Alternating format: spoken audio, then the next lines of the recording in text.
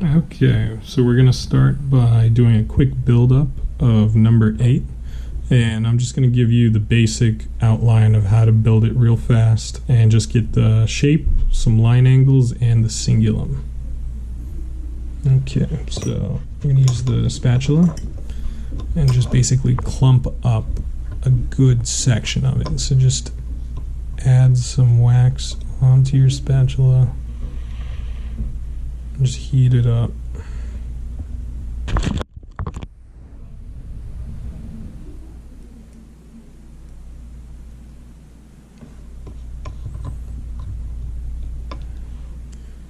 And you want to make sure that it's not too hot when you're adding it on, or else it'll drip off. And you're basically just trying to fill in that part that's been cut away.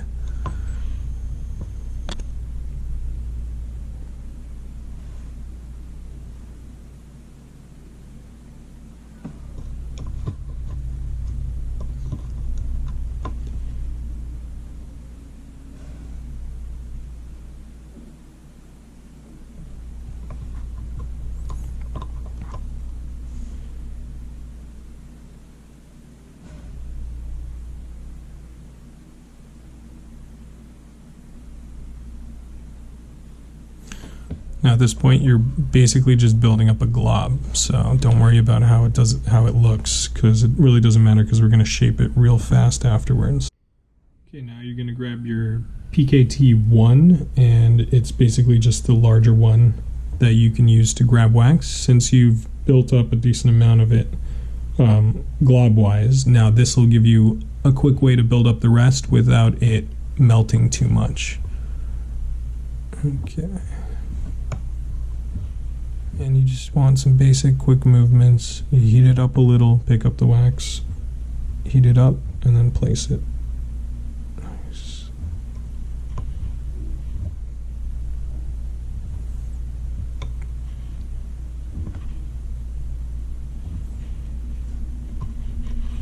And I use the back side of the instrument. That way you can just run it against the CEJ and conform it to roughly what you need.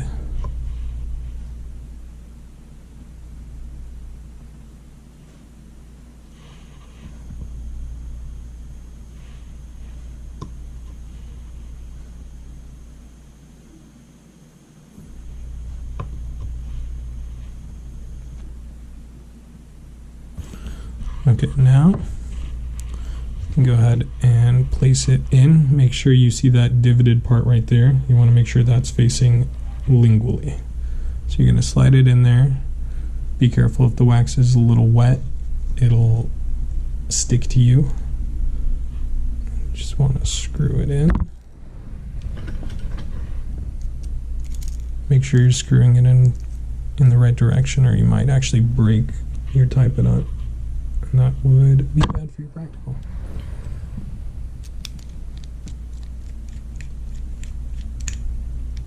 Okay, it's nice and snug, and then from here we're just going to build up the basic shape again.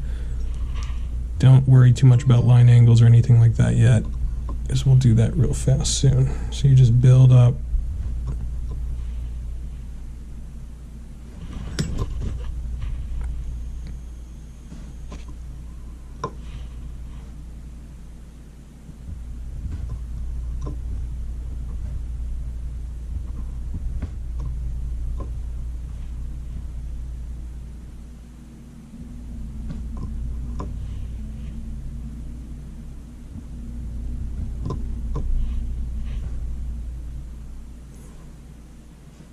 Now you're going to aim for a little slightly more rounded feel for it.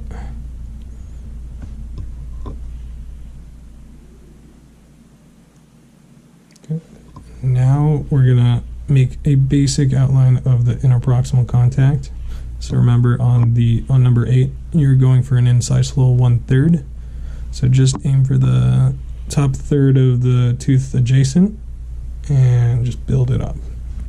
This is going to be overbulked, but you can alter it later on, because no matter what, when you polish, it's going to come off and you're gonna have to redo it at the end, so don't worry too much about it.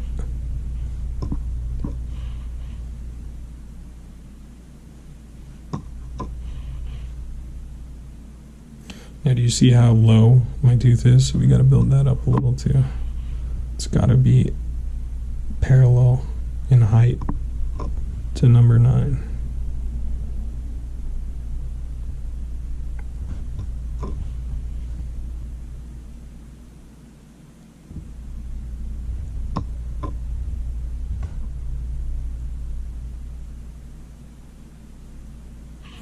And remember that it's going to have a downward slope towards number 7.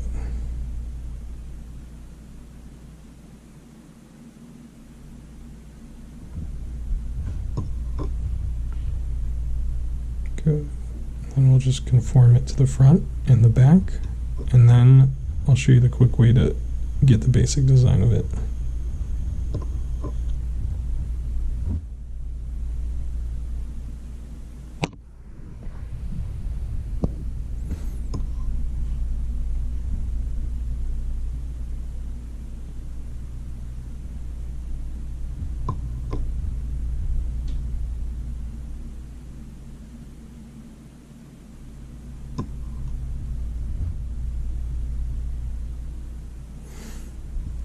Okay, so other than the front needing to be bulked up a little more, we're going to just basically make the quick design. So do you see how it's an arch? What you're going to do is you want to heat up your instrument pretty hot, get a good melt of the front and the back, just so it's a little more liquid and malleable. And then what you want to do is wait until it cools a little bit, and then you want to grab it with your fingers. And this is going to seem weird, but what you're doing is you're shaping it to the arch. Okay? Don't worry about it being really pointy like it is right now. All you're doing is getting just the basic shape. Okay. Lightly press the top so it's not too sharp. And now you're going to put it on your table and you're going to rub. What this is doing is getting you that correct height for the incisal edge.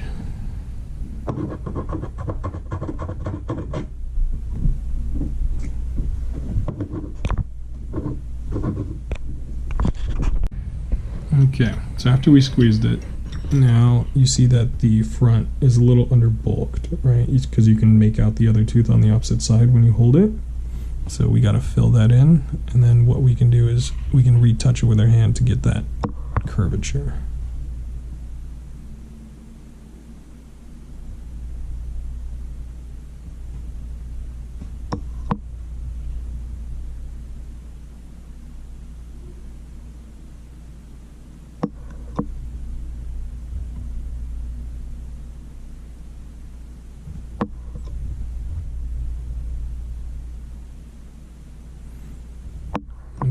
The closer down you get to this EJ, the more pronounced it has to be, both on the front and the back.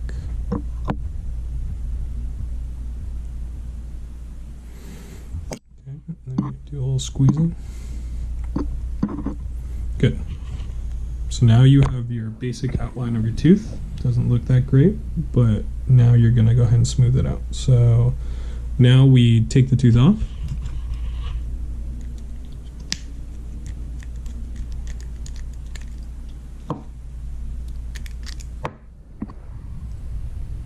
And just be careful when you're pulling it off, because right now the interproximal contacts are pretty glued onto the other tooth.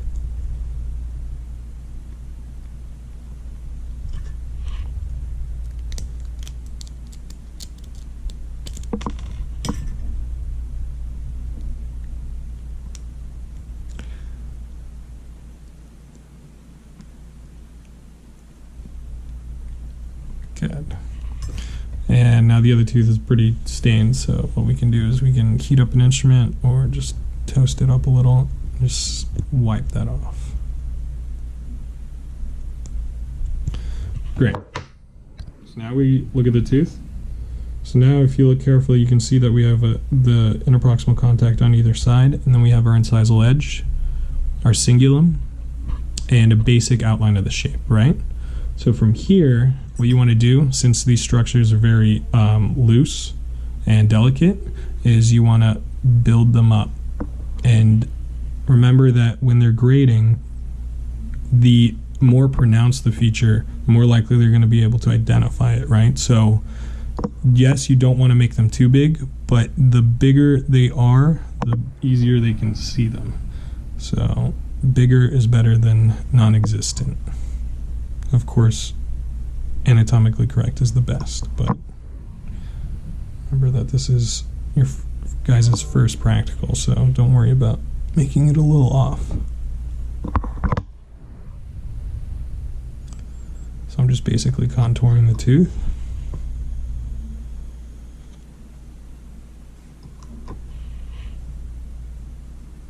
Grab that interproximal contact right there and just bring it all the way down the edge of the tooth. Remember that you want to make sure you have your embrasure, so it's going to go in a sloping fashion going down.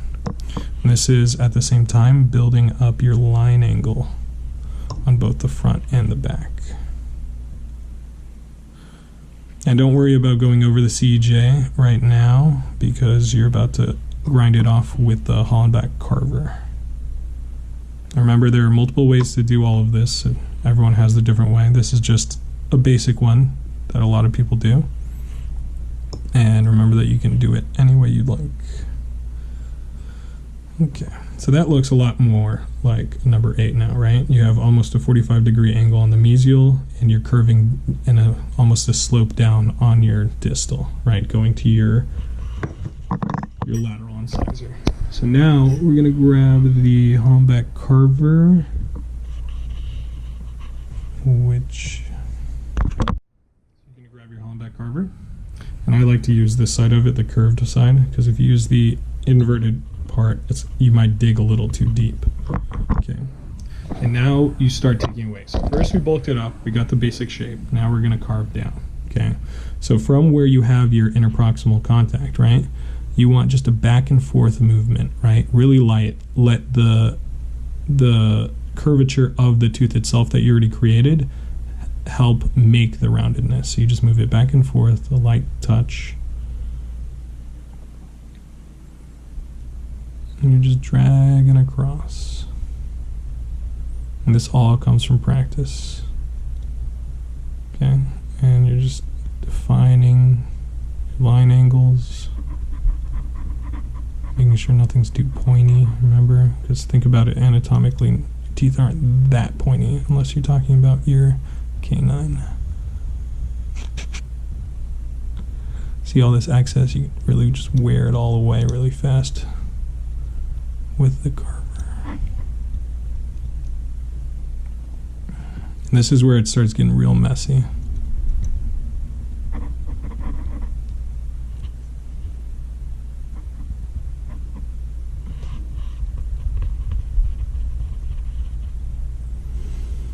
Remember, when you're carving down, you want to take into account where you're going towards the CJ. You really want to reach that CJ at a flush contact.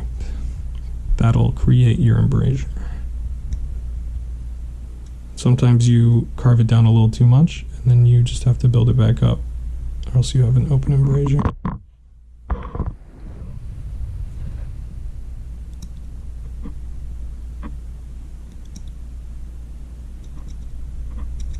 And see, I just bring the Hollenbeck carver just across the CJ,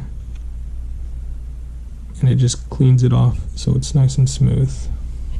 You can even do this in a backward forward motion, right, like this. And if you feel it catch like that, that means that it's not a clear line.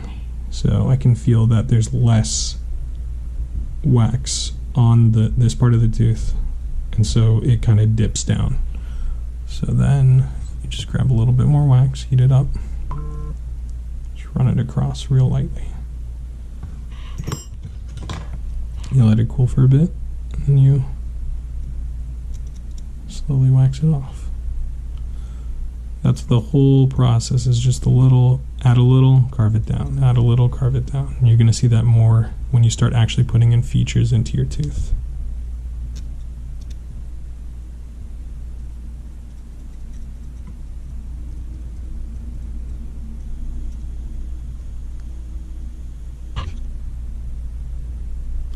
You see how bulbous this is right now, so you really want to accentuate the sides.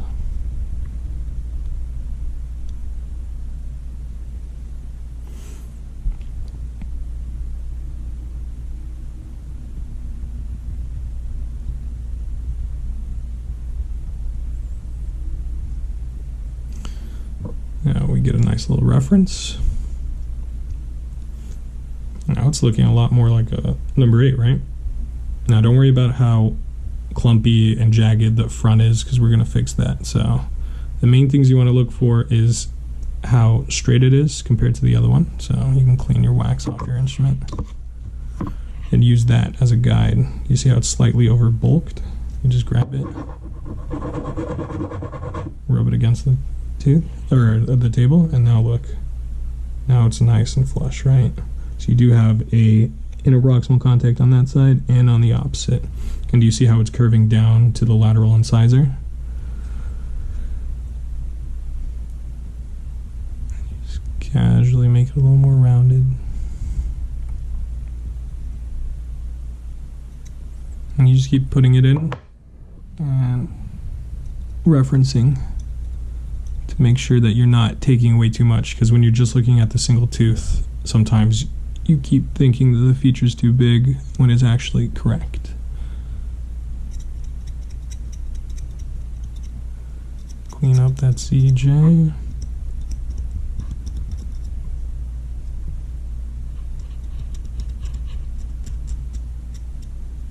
Make those margins nice and smooth.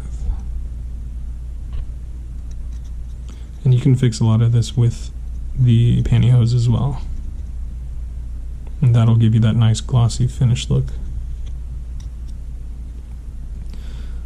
Okay, so the final thing I'm going to show you guys is just to get a basic outline of your cingulum. So do you see how my cingulum isn't really pronounced too much? It's a little there, but it also doesn't give me my fossa over here in the lingual and the line angles. So what we can do is we can overbulk the line angles on either side, and then we can carve down the center. This will help accentuate the line angles, and it'll help you determine where you want to put that cingulum. And it'll allow you to carve a lot less into your tooth, because remember, if you start seeing the peg, that's when they start taking off points.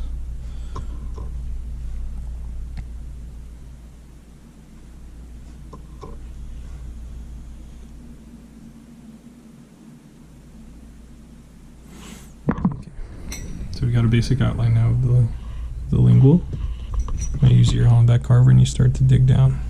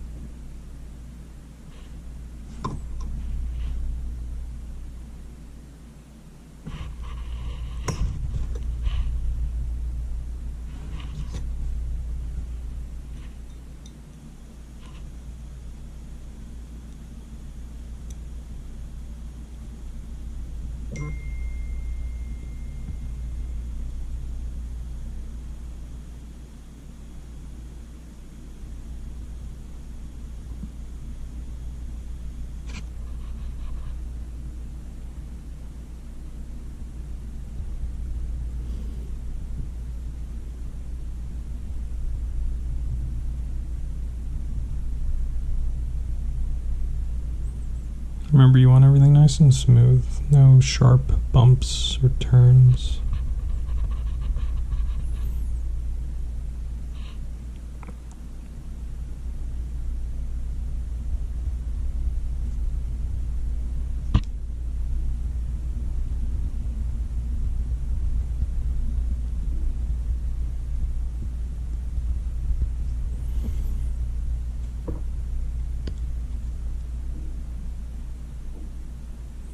Remember, you can always use number 9 as a reference. So my cingulum looks a little too big and not as angular. So remember, you can always use that.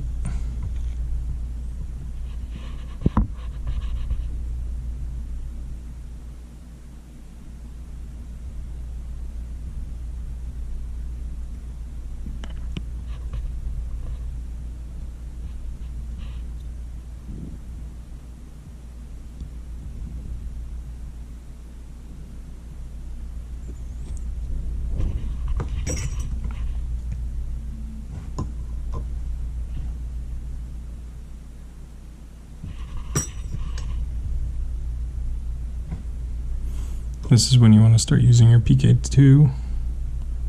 That way you can just give yourself just a little more accuracy when you're building stuff up.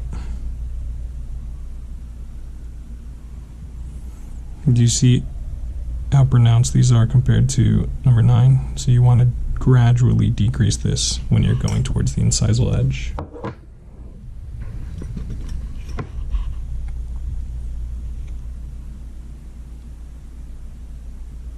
Just a nice gentle slope. You don't want it to completely go away, because or else they can't identify it.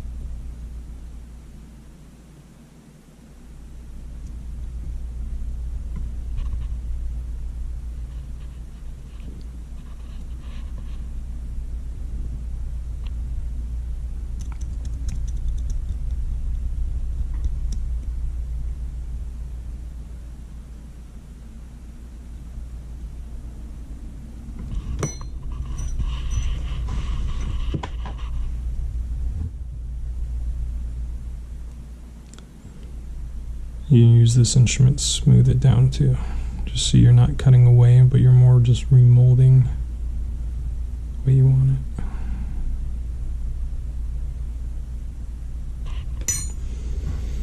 Now you can take some pantyhose, get a nice smooth, just so you can get a general sense of how this tooth is starting to look now. See, it doesn't take long to get the basic features in. The hardest part is the fine-tuning.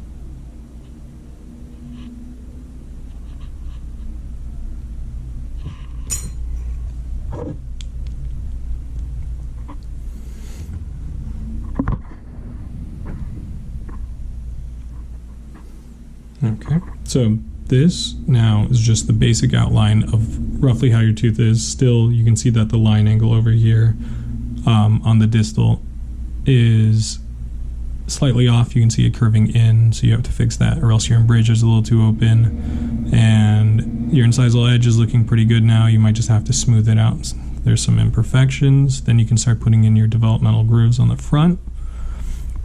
And then you look and you see that it's a little too short, right? So you have to accentuate the cingulum down a little, as you can see on number 9. So you just reduce it down a little down, and then accentuate your line angles a little more. But as you can see now, you have a basic outline of how number 8 should look, and you just keep fine-tuning it. And I think someone else is going to show you how to get all those features down a little better so that you have your final product. Thank you. Bye.